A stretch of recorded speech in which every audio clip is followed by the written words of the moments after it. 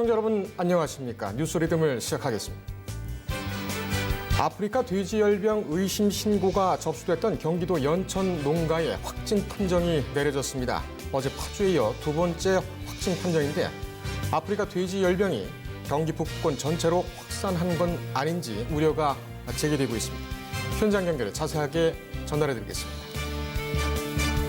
사우디아라비아 유전 시설에 대한 드론 공격이 세계 경제에 타격을 주면서 전투 드론에 의한 후속 테러 우려가 커지고 있습니다. 긴박하게 돌아가는 중동 안보 상황과 한국은 드론 테러로부터 안전한지 긴급 점검하겠습니다. 김정은 북한 국무위원장이 도널드 트럼프 미국 대통령에게 평양 방문 초청장을 보냈다는 소식이 흘러나왔지만 트럼프 대통령은 시기상조라는 반응을 보였습니다. 트럼프 대통령은 현지 시간으로 지난 16일 외신과의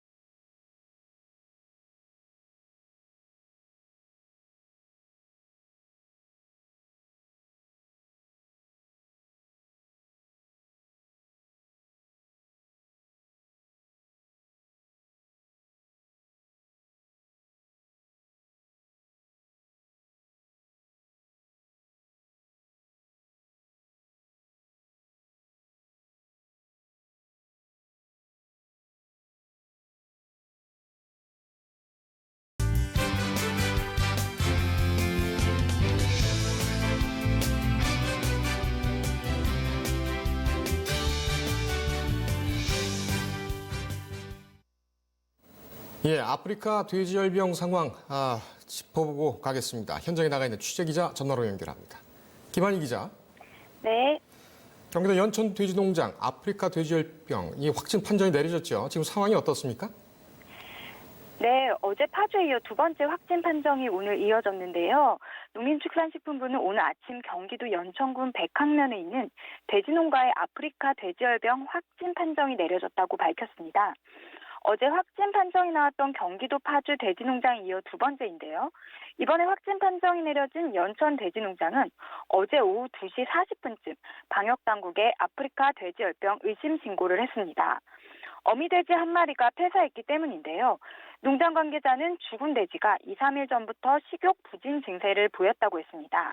해당 농장에서는 돼지 4,700여 마리를 사육하고 있는데 확진 판정이 내려짐에 따라 모두 사육 처분할 예정입니다.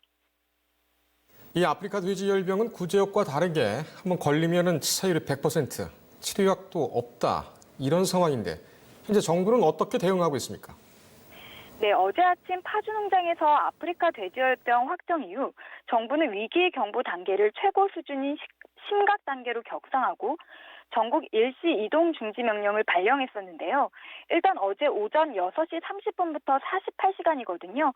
이렇게 되면 내일 오전 6시 30분까지 전국 돼지농장과 도축장, 출입 차량 등을 대상으로 전국 일시 이동 중지 명령이 발령됐습니다. 그런데 오늘 또 연천에서 확진이 됐지 않습니까? 발생 지역인 파주와 연천을 포함해 포천, 동두천, 김포, 철원 등 6개 시군을 중점 관리 지역으로 오늘 지정했습니다. 방역에 집중하겠다는 건데요. 이 6개 시군은 집중 소독하고 양돈 농가에 대한 돼지 반출 금지 조치 기간을 3주간으로 연장키로 했습니다.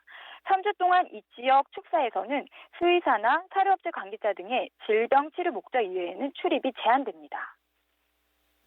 지금 문제가 이 돼지고기 값이 크게 뛰지 않겠느냐. 서민들 먹거리가 삼겹살밖에 없는데 이거 금겹살 되는 거 아닙니까? 네, 어제 돼지 도매 가격이 32%나 뛰었다는 뉴스 보셨을 것 같은데요.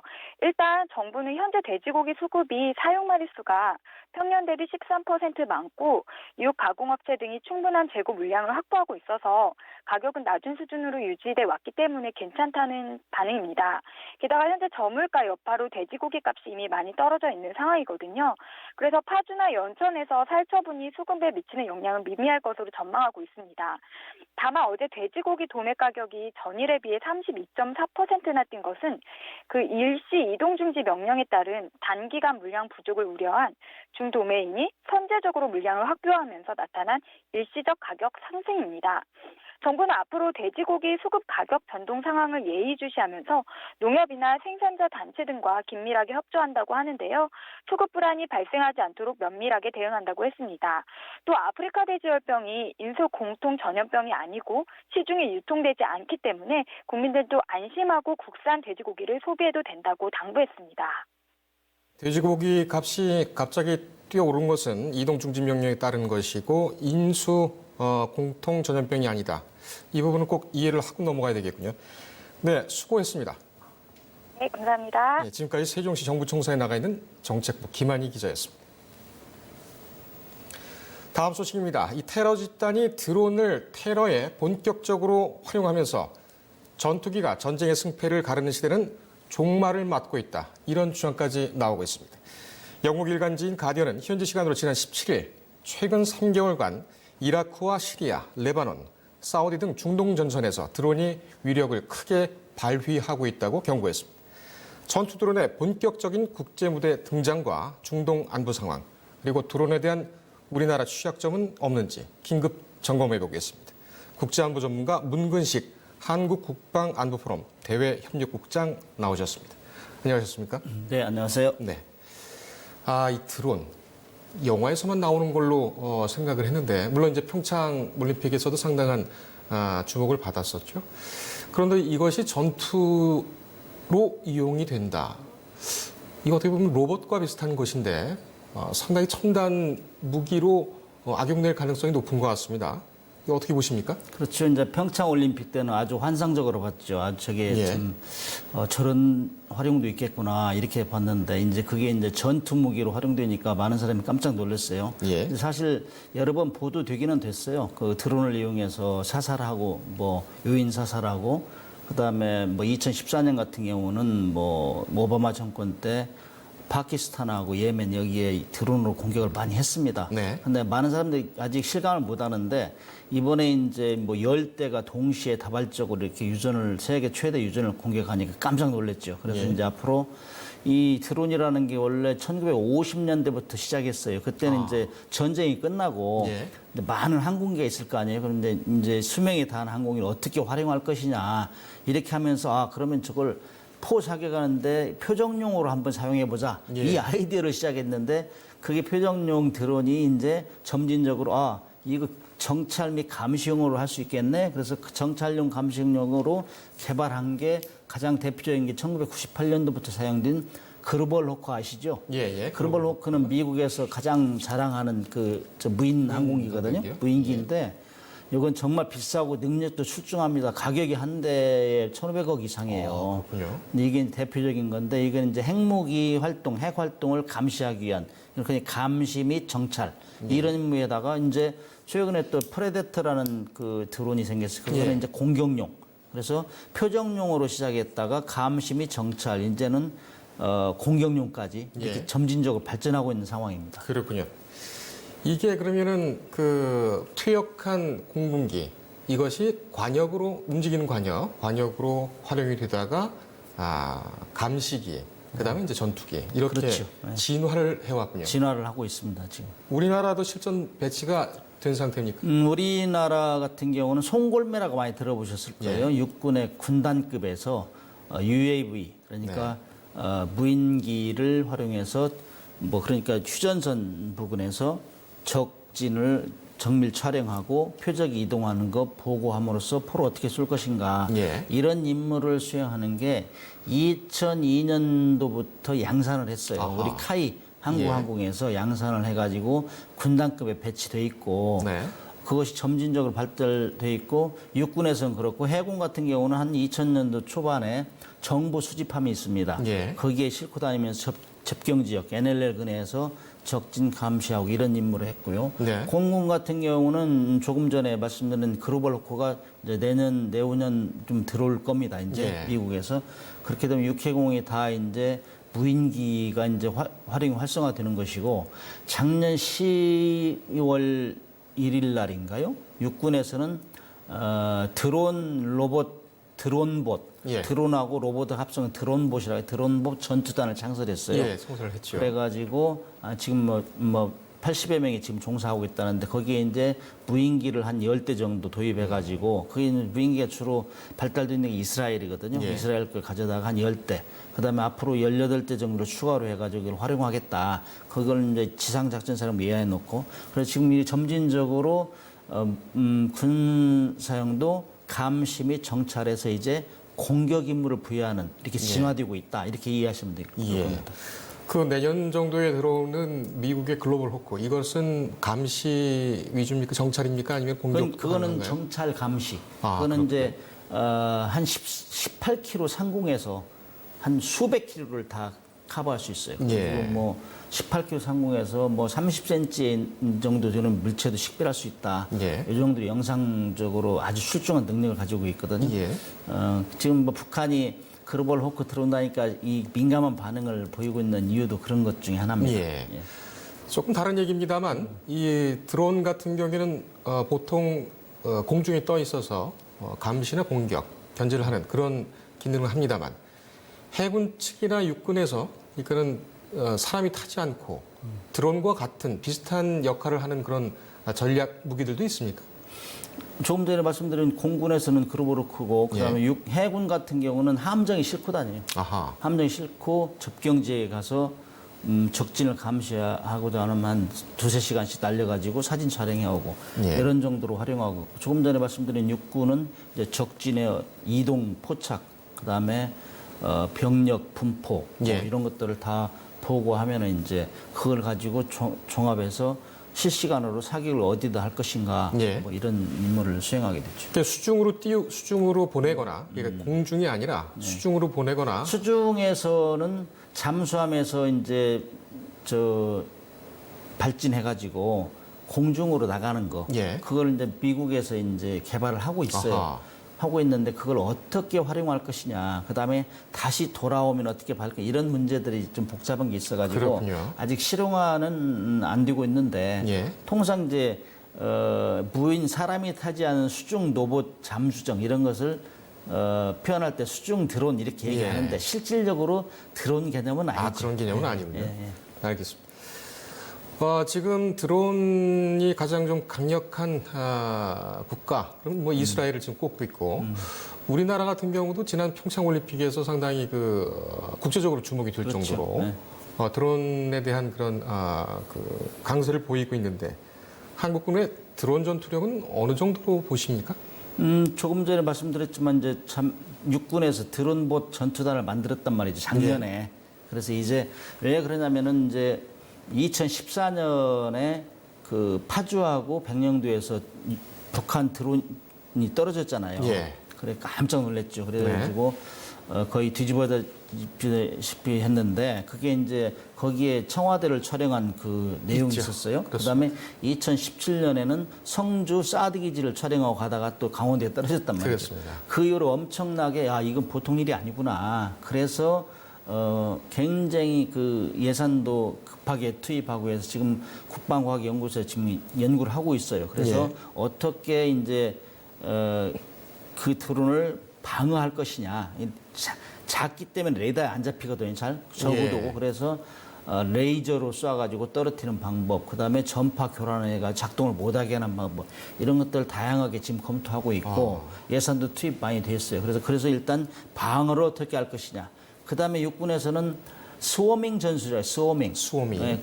이번에 이제 사우디에서 한 것도 스워밍 전술. 동시에 벌떼들이 가서 한 번에 벌떼 공격하는 공격이라네. 스워밍 전술. 그거를 지금 육군에서도 연구하고 있고. 예. 그래서 동시다발적으로 가서 그런 여러 대의 비교적 비싸지 않은 그 무인기가 오면은 감당할 수가 없는 거예요. 예. 비싸지 않으면서도 위협적인. 그래서 여러 대가 한꺼번에 스워밍 전술이라고 하는데 그런 것들을 지금 집중적으로 개발하고 있습니다. 예. 이 벌떼 공격, 이것이 이제 좀 우리나라 같은 경우는 이게 드론이 자격증하고 또 연결이 되면서 상당히 붐이 일어나고 있고 이런 상황에서는 어떻게 보면 이 드론을 이용한 테러, 속수무책가 아니냐. 심각한 문제로, 사회적인 문제로 대두되고 있죠. 그동안 지금까지 이제 드론 얘기하면 90% 이상이 군사용이에요. 그러나 이제 2010년도경 이후부터는 민수용으로 많이 지금 그 확산되고 있단 말이죠. 예. 심지어는 어린아이들이 장난감으로 이렇게 활용하고 있고 예. 그래서 이런 것들이 하루빨리 법을 제정하지 않으면은 예를 들면은 뭐 원자력 발전소 같은 데는 뭐 저기 드론을 이용해서 폭탄 투하할 수 있잖아요. 그럼 네. 심각한 문제가 생기잖아요. 네. 그래서 거기에는 지금 뭐 3.6km 이내 비행 금지하겠다, 뭐 18km 이내는 제한하겠다 이런 규정들이 있는데 군사용뿐만 아니라 하루빨리 민간 사용하는 것도 법으로 제정해야 된다. 예. 국회가 할 일이 많습니다. 그래서 앞으로 악의적으로 사용될 가능성이 많아요. 이거는 일단 핸들 조종하기 쉽고 그다음에 예. 가격이 싸기 때문에 이번에 사용된 저 사우디에 공격한 거는 대당 한 2천만 원 정도 된대요. 그래서 네. 이제 어떤 사람들은 그 기사에 뭐 사우디가 세계 3위 그 군사무기 수입국이거든요. 예. 68조라고 하던데 거기에 뭐 3만 4천 분의 1 가성비다 그렇습니다. 이런 얘기를 하고 그래. 그 정도로 가격이 싸고 비교적 고난도 기술 아니기 때문에 그런 거를 이제 민간들이 잘못 사용하면 심각한 문제가 생길 수 있죠. 사생활 침해라든지 그다음에 요즘은 또 배달한다고 하잖아요. 배달 그걸로. 그렇습니다. 그래서 이런 문제들은 하루빨리 법으로 제정하지 않으면 심각한 혼란 상황을 처할 수 있다 이런 생각이 듭니다. 예. 드론의 또 가장 큰 문제가 이 개량을 할 수 있다. 그러니까는 사용자가 개량이라든지 그렇죠. 뭐 빼기도 하고 탑재를 더하기도 하고 해서 이 뭐 가미가제식으로 해서 그 자살 공격을 한다는 거 이런 경우는 더 아주 위험할 것 같습니다. 상당한 좀 주의가 필요하겠죠. 그렇죠. 우리가 지금 뭐 사실 대공 방어 시스템이 굉장히 비싼 거예요. 레이더도 고가고. 그렇지만은 아주 저공으로 날라오고 그다음에 이 소형이기 때문에 잡아내기 힘들다 이거죠. 네. 그렇기 때문에 이런 거는 앞으로 공격자는 비교적 쉽게 갈 수 있는데 방어하는 사람 중에 굉장히 어렵죠. 예. 이런 문제들이 빨리 개선이 되고 준비돼야 된다 그런 생각이 듭니다. 중동 안보 상황을 좀 짚어보겠습니다. 사건 직후에 예멘 후티 반군이 자신들의 소행이다 이렇게 밝혔어요. 미국은 이란이 배후다라고 주장을 하고 있고 러시아와 중국은 미국의 판단은 좀 섣부르다 이렇게 반응을 하고 있습니다. 이건 지금 어떤 역학관계로 이렇게 형성이 되고 있는 겁니까? 좀 복잡하죠. 그래서 일단 미국하고 이란이 관계가 안 좋은 데서 시작되는 거라고 보거든요. 예. 그래서 이란은 미국에 지속적으로 지금 반항 의지를 표현한 거고, 그다음에 미국이 그 이란의 비핵화 협정을 다 이제 파기하고 계속 압박을 하니까 예. 이란에서 반항하는 건데 지난번에 이란이 또 미국의 그 값비싼 글로벌 호크를 한 대 떨어뜨렸잖아요. 예. 그래서 정말 공격을 하기 직전에 또 멈췄는데 이런 상황이 지속적으로 반복되는 가운데 지금 이란이 교묘하게 이용하는 것 같지 않나 이런 생각이 들어요. 예. 사실 이란하고 이라크 지역이 그 이슬람교도의 그 시아파가 제일 많다고 그래요. 네. 시아파가 한 10% 정도 되고 수니파가 90% 정도 되는데 지금 그 예멘 반군 쪽에도 시아파라고 그래요. 예. 그래서 그 시아파를 활용해 가지고 그야말로 쉬운 말로 리모트 컨트롤을 하는 거 아니냐. 그렇게 하면서 사우디를 공격함으로써 사우디가 또 그쪽에 공격하도록 하고 그렇게 하면서 뭐 그 유류 그런 원유 전쟁이 이제 유발되는 거죠. 그렇게 예. 되면은 결국엔 세계 경제가 아주 밀수하게 되는 것이고 그다음에 러시아하고 중국은 사실 미중 경제 전쟁이 일어나고 있는 상황에서 지금 중국은 계속 러시아를 끌어들이고 있어요. 아하. 공조하려고. 예. 그러니까 그런 차원에서 보면은 지금 미국이 1인 독주한다는 것에 대해서 이란도 그렇고 러시아, 중국까지 이렇게 연합 전선을 펴는 이런 형국이 아닌가. 예. 그런데 이제 이란은 교묘하게 그 자기들이 직접 하지 않고 이렇게 반군, 뭐 종교적인 이념 이런 걸 이용해서 지금 공격하고 있는 상황이 지속되고 있는 거죠. 예. 그러니까는 마리오네트라고 할까요? 그 꼭두각시. 대리전 비슷하게. 배후에서 이렇게 지휘를 하고 지시를 하는. 이거 사실 그 미국이 뭐 식민 정쟁이 끝난 이후에 개발도상국을 상대로 특히 이제 뭐 라틴 아메리카 쪽이 되겠습니다. 그쪽으로 해서 했던 것인데 이게 오히려 지금 중동에서 이렇게 또 이용이 되고 있군요. 그렇죠. 그런 같은 전략이. 예, 그런 전략이 계속 반복되고 있는데 사실 미국의 정보력이라는 건 대단해요. 예. 세계에서 1위인데 미국이 다 보고 있는데 사실 이란은 호르무즈 해협이라든지 봉쇄 이런 거 때문에 굉장히 지금 미국에서 저항하고 있는 상황에서 네. 교묘하게 이렇게 이런 루트를 통해서 그 질서를 이제 흔드는 거죠. 예. 그래서 미국이 그렇다고 함부로 또 공격을 해버리거나 하면은 전쟁이 확전되면은 미국도 트럼프 대통령 지금 뭐 선거도 있고 예. 민심을 또 생각하지 않을 수 없으니까 그러다 보니까 이게 그야말로 대례 확전은 자제되면서도 지속적으로 이렇게 국지전이 일어나지 않을까 예. 이런 예상을 해봅니다. 그렇군요. 국장님께서 보시기에는 이후 또 사우디나 아니면 또 반이란 국가라고 할까요? 이란이 만약에 배후라면 후속적인 비슷한 그런 공격이 있을 것으로 보십니까? 사우디는 당연히 세계 최대 유전을 공격을 받았기 때문에 예. 그 반군에 대해서 그냥 놔둘 수가 없겠죠.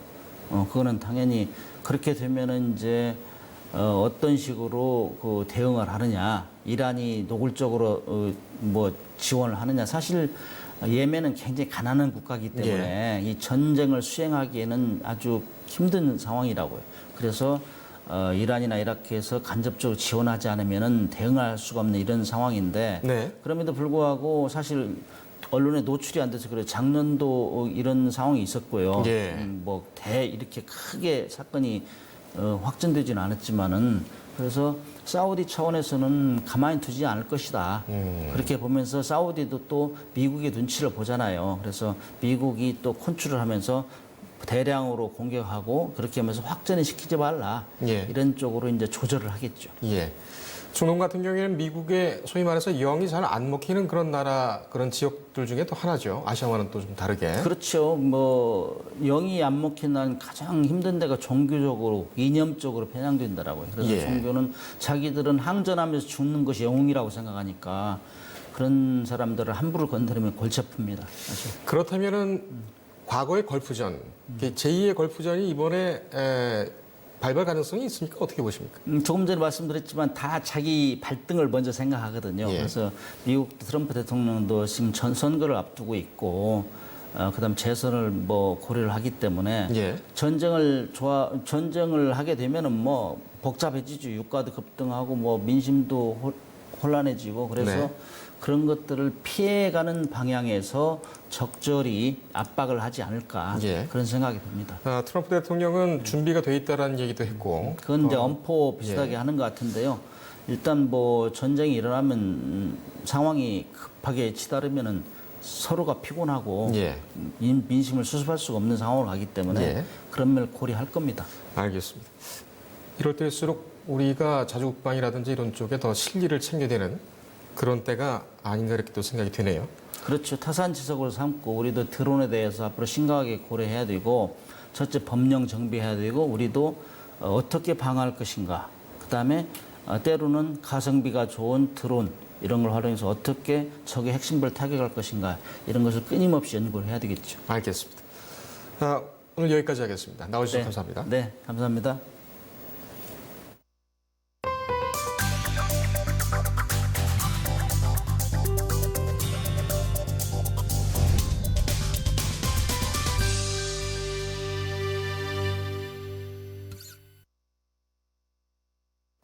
예, 이 급물살을 타던 북미 정상회담 재개 속도가 멈칫하고 있습니다. 표면상으로는 평양이냐 워싱턴이냐 이 회담 장소를 놓고 갈등을 보이는 것으로 해석이 되지만 물밑에서는 체제 안전 보장과 완전한 비핵화 이 실리를 두고 서로 북한과 미국이 밀고 당기기를 치열하게 하고 있습니다.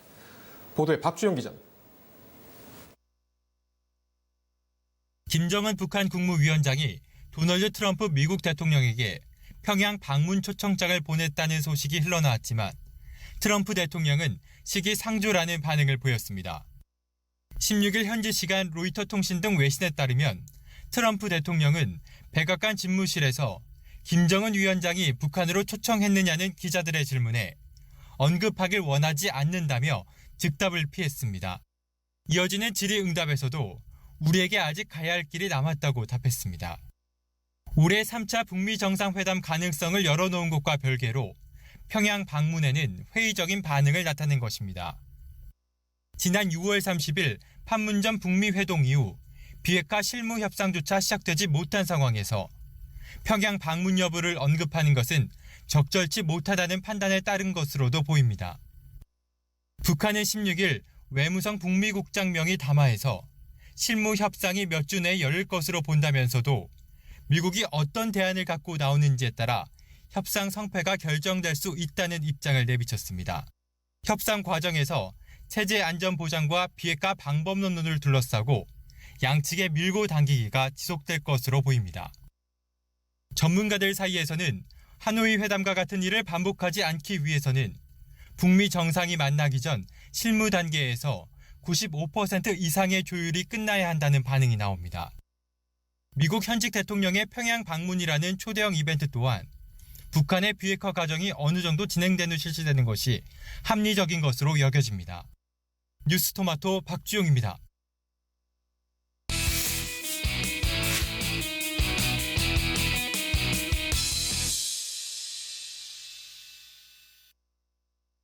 예, 보험 설계사들이 오늘 고용노동청에 노조 설립 신고서를 제출합니다. 설계사 노조가 설립되면 단체 교섭권이 보장되고 수당 인상 요구와 파업 등도 전면적으로 가능하게 됩니다. 보험사들이 잔뜩 긴장하고 있습니다. 현장에 나가 있는 취재기자 연결합니다. 김은별 기자. 네, 저는 지금 서울 중구에 위치한 서울지방고용노동청 앞에 나와 있습니다. 예, 지금 그 보험 설계사들이 이 노조 설립 신청서를 제출을 했습니까? 네, 조금 전 이곳에서 전국보험설계사 노동조합이 기자회견을 열었는데요. 이후 노동청에 노동조합 설립 신고서를 제출했습니다. 전국에는 약 40만 명의 보험설계사가 있을 것으로 추정되는데요. 전국보험설계사 노조는 그동안 특수고용직이라는 이유로 법적인 보호를 받지 못하고 있다고 주장했습니다. 때문에 일방적으로 수수료가 삭감되거나 관리자의 갑질이 있는 경우 부당하게 해촉되는 사안이 빈번하게 발생한다는 것입니다. 보험설계사는 특수직 종사자로 분류돼서 현행법상으로는 노조 설립이 불가합니다. 하지만 일부 지자체가 행정처분으로 노조 설립 신고를 수리한 후 필증을 교부하면 그때부터 노조 설립이 가능해집니다.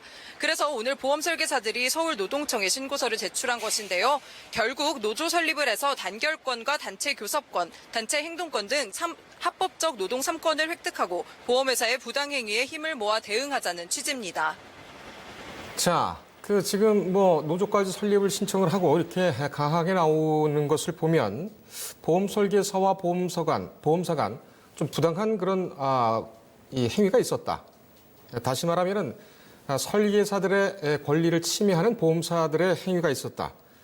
이렇게 지금 추론이 되는데 구체적인 사례가 접수가 됐습니까? 네, 여러 가지 부당 행위들이 있었다는 주장이 제기됐는데요. 기자회견에서도 보험 설계사들이 피해자 발언을 이어갔습니다. 전국 보험 설계사 노조에 따르면 이 현대라이프 생명보험은 지난 2017년 9월 전국 75개 영업점을 모두 폐쇄하며 600여 명의 보험 설계사들에게 보험 계약 수수료를 절반 수준으로 삭감하겠다고 일방적으로 통보했습니다. 또 부당하게 해촉된 사례도 제시했는데요. 매트라이프 생명이 보험 설계사에게 불리한 수수료 규정을 일방적으로 변경했을 당시 이런 회사의 부당행위에 항의한 보험설계사 매니저를 근거도 없이 해촉했다고 주장했습니다. 또 지난 6월 오렌지라이프 생명팀장 소속 설계사와 회사를 옮기는 문제를 상의했다는 이유만으로 강제 해촉당한 사례도 공개됐습니다. 이외에도 욕설을 하는 갑질 행위, 수수료 미지급, 협박 사례 등이 있다고 말했습니다. 노동청은 지금 신청서를 접수를 했기 때문에 본격적인 심리에 이제 들어가겠죠. 언제쯤 이것이 결정이 되고 또 잘 될 것 같습니까? 어떻습니까?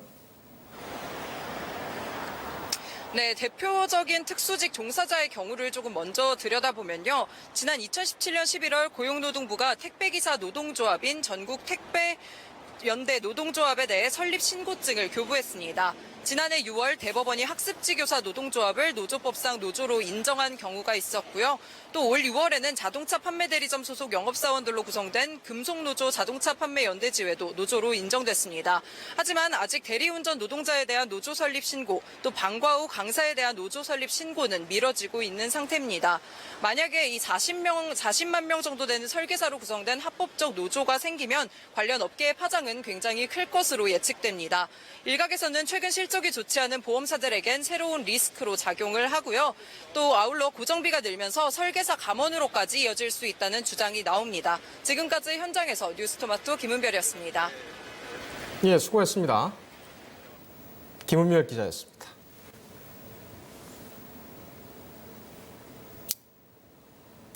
바로 들어갈.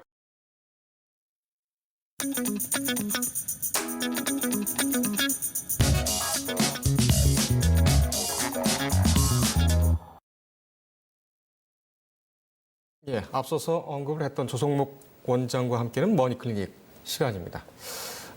오늘 주제는 최근까지 상당한 그런 바람으로 피해를 많이 줬던 태풍에 대해서 정부가 이 금융지원 방안을 발표한 것이 있는데 이 부분에 대해서 알아보도록 하겠습니다.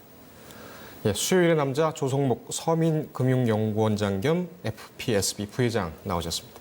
안녕하십니까? 네, 안녕하십니까? 정말 오랜만에 뵙습니다. 글쎄요, 2주 만인데 오래 예. 된 것 같습니다. 더 젊어지신 것 같기도 하고요. 그렇진 않을 겁니다. 감사합니다.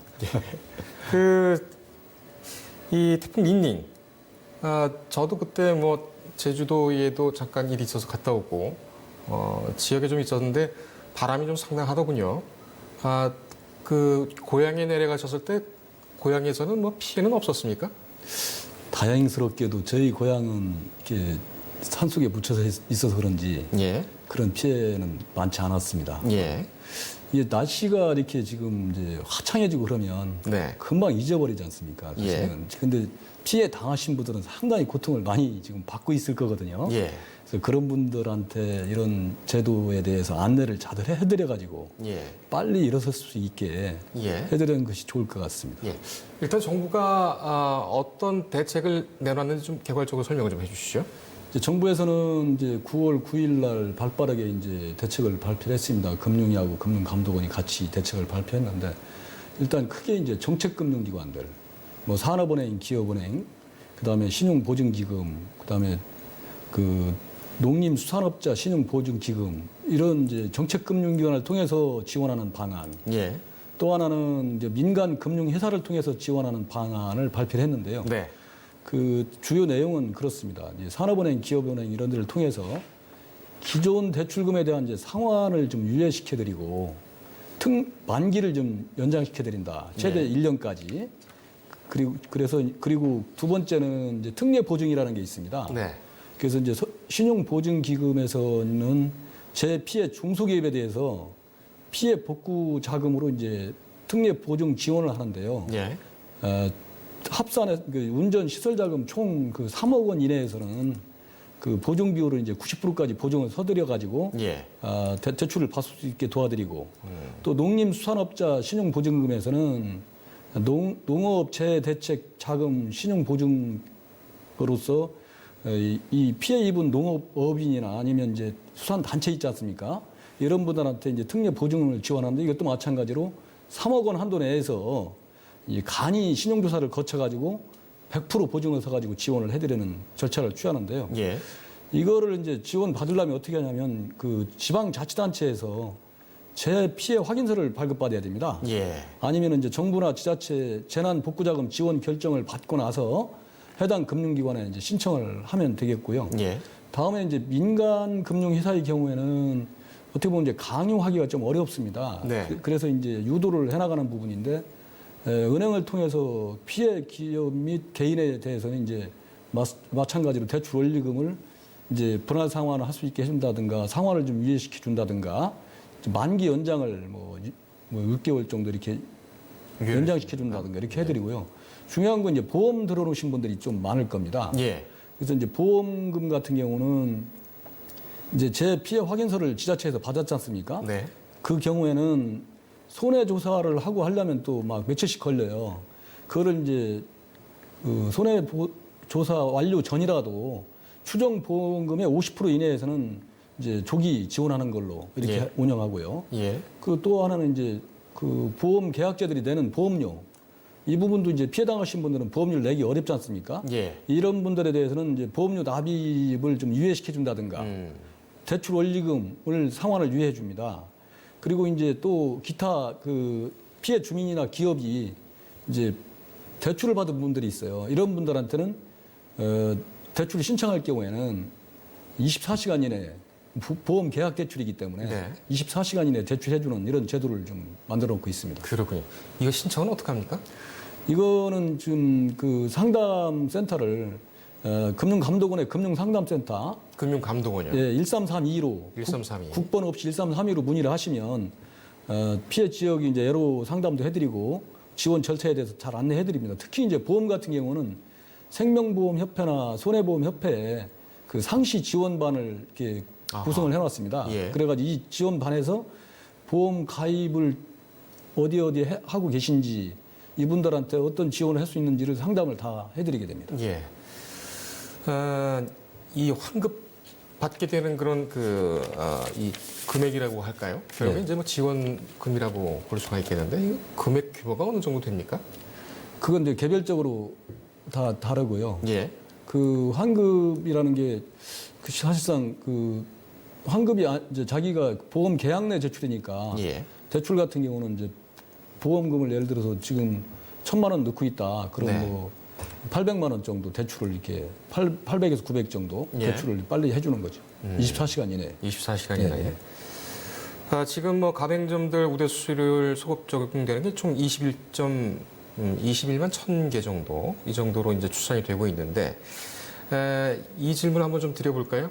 지금 우리나라 보험 체계가 이 태풍 또는 장마 이런 자연재해에 대비해서 좀 적정한 수준으로 보험금이 산정이 돼 있다고 보십니까? 어떻습니까? 지금 재보험 같은 경우에는 이제 보통 보면 정부에서 그 한 50%, 예. 지자체에서 한 40%, 그다음에 이제 가입자가 한 10% 정도 부담하는 구조를 갖고 있습니다. 네. 그래서 사실은 큰 그 하우스를 뭐 한다든가 이런 분들한테는 어떻게 보면 그 재해가 좀 요즘에는 많이 오지 않습니까? 예. 그래서 꼭 그 필수적인 그런 거라고 보면 되고요. 예. 실제 보험금이 뭐 보험료가 일회 납부가 뭐 100만 원, 1,000만 원이다 그러면 100만 원만 납부를 하면 예. 피해에 대해서 보상할 수 있거든요. 제가 실제 그 고향에서 이제 농사짓는 후배가 예. 재해로 인해서 재해로 인해서 피해를 당한 경우가 있었는데 예. 그런 경우에도 사실은 자기가 100만 원 정도 부담하고 4,300만 원 어허. 보험료를 받고 한 적도 있습니다. 예. 그래서 이게 농사짓고 이게 어려운 분들이기 때문에 물론 100만 원도 큰 돈일 수 있지만 그 피해를 당했을 때 생각하면 그렇습니다. 필요한 돈이라 할 수 있어요. 그런데 이제 통상 우리 보험이 아까 보험 설계사들이 이제 노조도 만든다고 뉴스에 나오던데 네. 보면 보험이사들이 좀 잘 지급하지 않으려고 하는 경향이 그렇죠. 많아요. 예. 이런 트집 저런 트집 잡아가지고 그래서 어떻게 보면 이제 폭염이다 재해다 뭐 이러면 그게 이제 경보가 떨어지면 뭐 안 줄 수 있게끔 하는 약관을 또 만들어 놓고 예. 예를 들어서 안 주려고 이제 약관을 들이댄다든가 그러면 사실은 어떻게 보면 그 폭염 경보나 이런 게 내렸을 때는 보험을 안 받아야 하잖아요. 예. 보험을 또 이렇게 가입을 시키고 나서 안 주려고 한다든가 뭐 이런 것들이 많아요. 그래서 예. 그런 분쟁이 생겼을 때는 금융감독원에 1332에 전화를 해가지고 상담을 하시는 게 좋습니다. 금감원이 참 많은 일을 하고 있군요. 근데 뭐- 잘 어필이 안 되는 좀 그런 상황인 것 같습니다. 국민들에게는. 그 이제 하도 많은 일을 하다 보니까 그런데 사실은 요즘은 이제 민주화돼 있어가지고 불합리한 요구를 할 수도 없고요. 그렇죠. 옛날에도 뭐 그랬지만 예. 불합리한 요구를 하지는 않거든요. 그래서 이제 금융기관들이나 소비자들 간에 균형감 있게 서로 공평하고 형평성 있는 예. 이런 지도를 좀 하고 있죠. 알겠습니다. 보통 이제 재난이라든지 재해가 있게 되면은 정부에서 재난 지역 또는 재해 지역이라고 선포를 하지 않습니까? 네.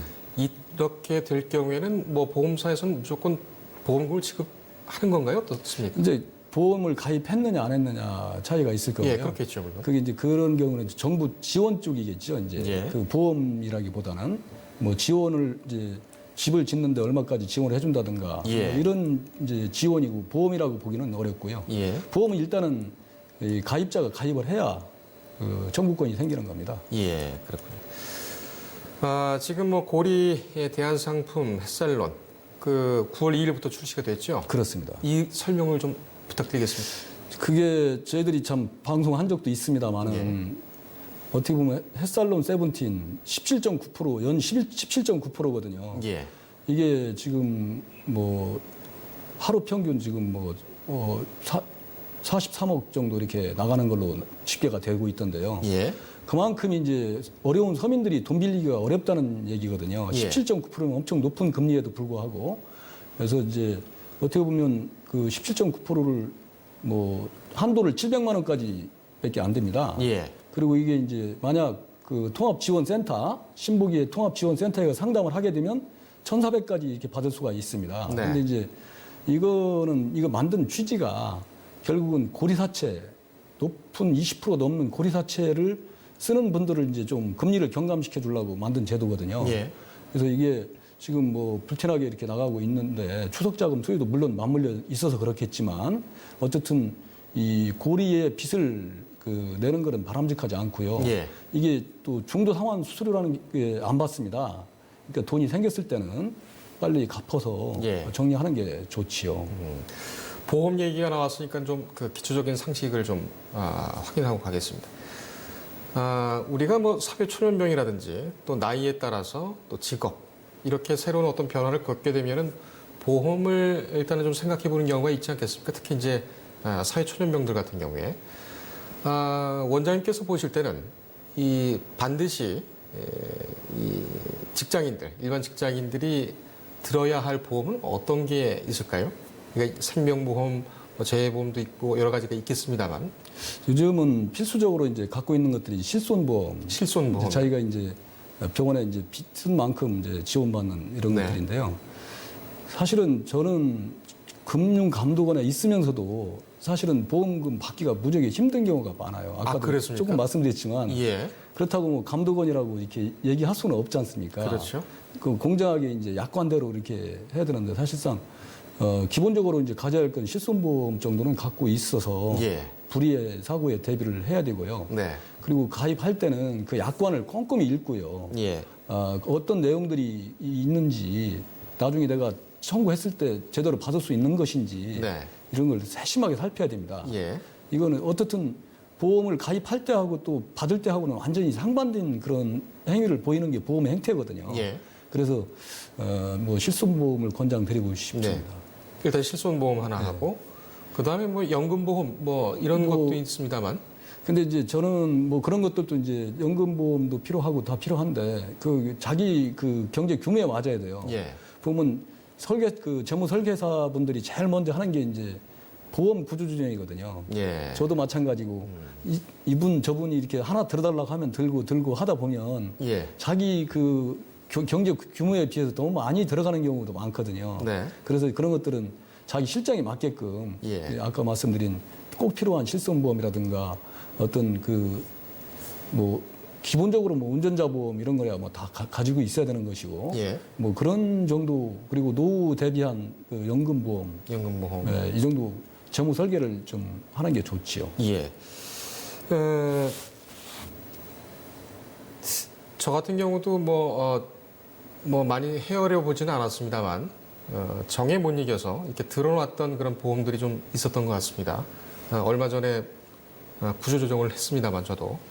근데 그런 보험도 있더군요. 실손보험 중에서도 정기적으로 했을 때 환급이 되는 보험, 계약 기간이 만료가 되면은 환급을 해준 보험이 있고, 그렇지 않고 그냥 일정 기간 동안 보험 사고가 있을 때만 그 보험금을 지급하고, 나머지는 돌려주지 않는, 환급하지 않는 그런 보험들도 있습니다. 그렇습니다. 그걸 잘 살펴봐야 됩니다. 사실상 그게 이제 그 환급을 해주면 보장 규모가 좀 적고요. 예. 환급을 안 해주는 것들은 보장 규모가 대신 크고 네. 이렇거든요. 그래서 그 완전히 소멸되는 지금 아까 말씀드린 것처럼 그냥 그 사고가 안 나면 버려지는 이런 그 보험은 어쨌든 보험료 자체는 적은 반면에 예.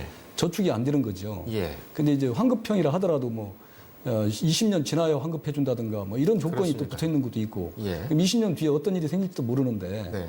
근데 어쨌든 그 자기 실정에 맞는 내가 진짜 약간의 저축성도 겸하면서 예. 그 이자 기비용을 포기하면서 이제 위험을 대비할 수 있는 이런 게 어떻게 보면 더 현명한 선택이라고 볼 수는 있죠. 그런데 예. 보장 규모는 좀 적습니다. 그런 것들은. 환급되지 않는 그런 보험들 같은 경우에는 보험 대출이 가능합니까?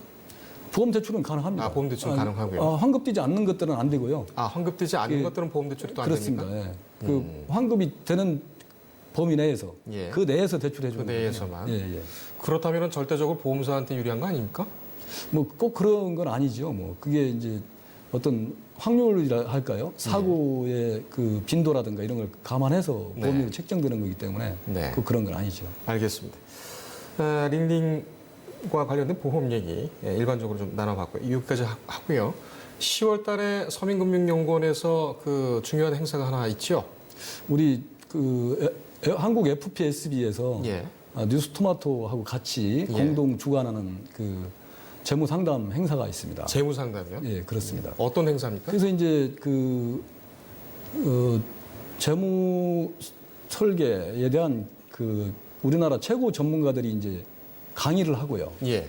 이 밖에서는 이제 상담 신청을 지금 받고 있습니다. 예. 재무 상담을 필요로 하는 분들, 재무 설계, 재무 코치지 어떻게 보면. 예. 내가 지금 자산이 이렇게 있는데 어떻게 운영하면 좋을까요? 뭐 이런 거에 대해서 이제 전문가들이 뭐 1시간씩 이렇게 상담을 할 수 있게끔 전문가들이 한 20여 분 예.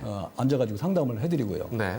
또 이제 어떻게 보면 재무 설계를 잘하고 하려고 하는 거는 웃으려고 하는 거잖아요. 그렇습니다. 그래서 이제 그 스마일 킹이라고 이제 어떤 그 우차사 후신인데 예. 거기에서 이제 그 공연도 좀 하고요.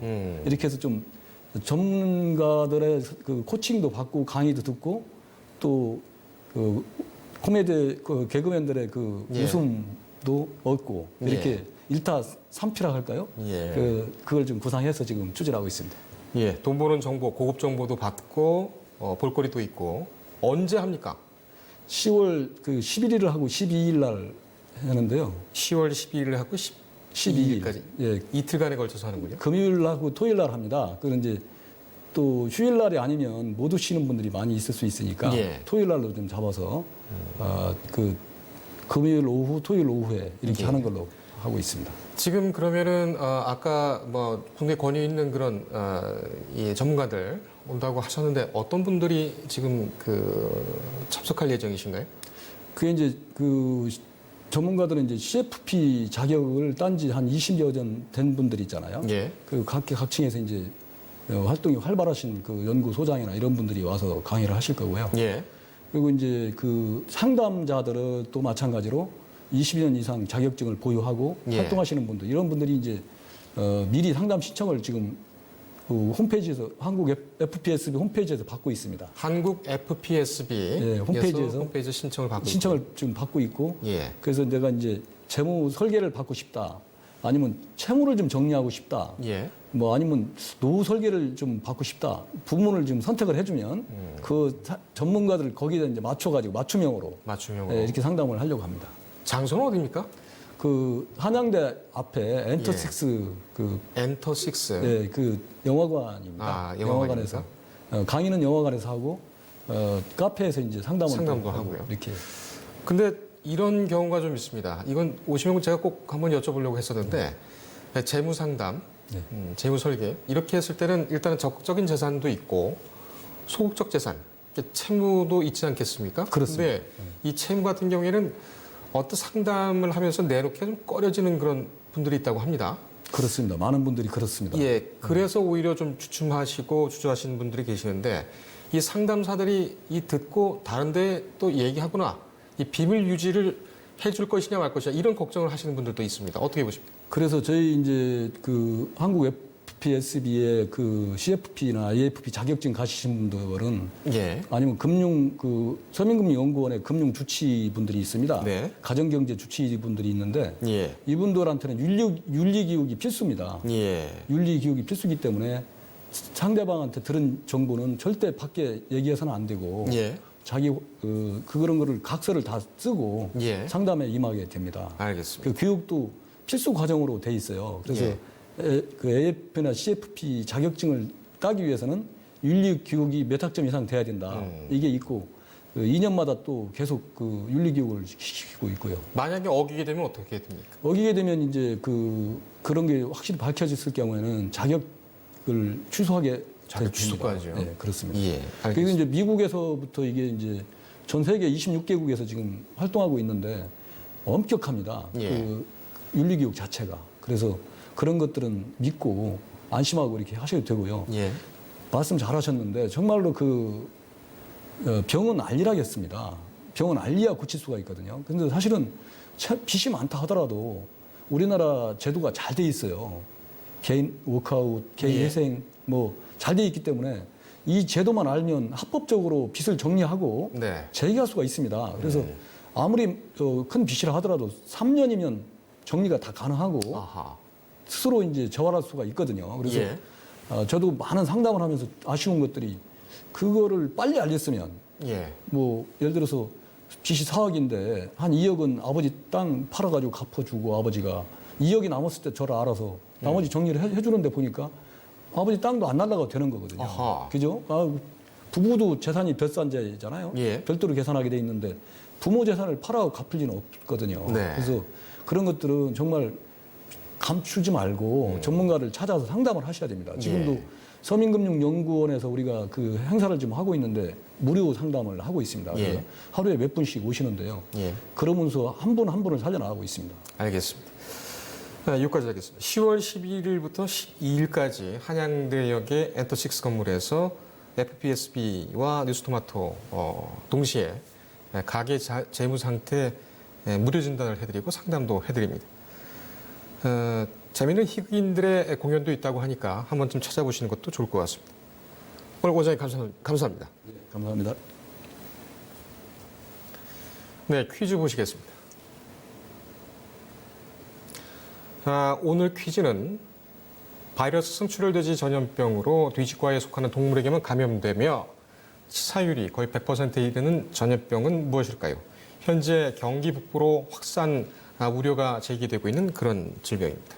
정답을 아시는 시청자께서는 뉴스토마토 유튜브에 접속하셔서 구독을 눌러주신 다음에 스트리밍되고 있는 채팅창에 정답과 메일 주소를 남겨주시기 바랍니다. 정답을 맞히신 분들 중에서 추첨을 통해서 캔들마스터의 주식 캔들 매매법이라는 좋은 책을 보내드리겠습니다. 예, 환절기입니다. 호흡기 질환이라든지 또 몸살 걸리시는 분들 많으신데요. 각별하게 건강 유의하시기 바랍니다. 오늘 뉴스 리듬 여기까지 하겠습니다. 시청해주신 여러분 고맙습니다.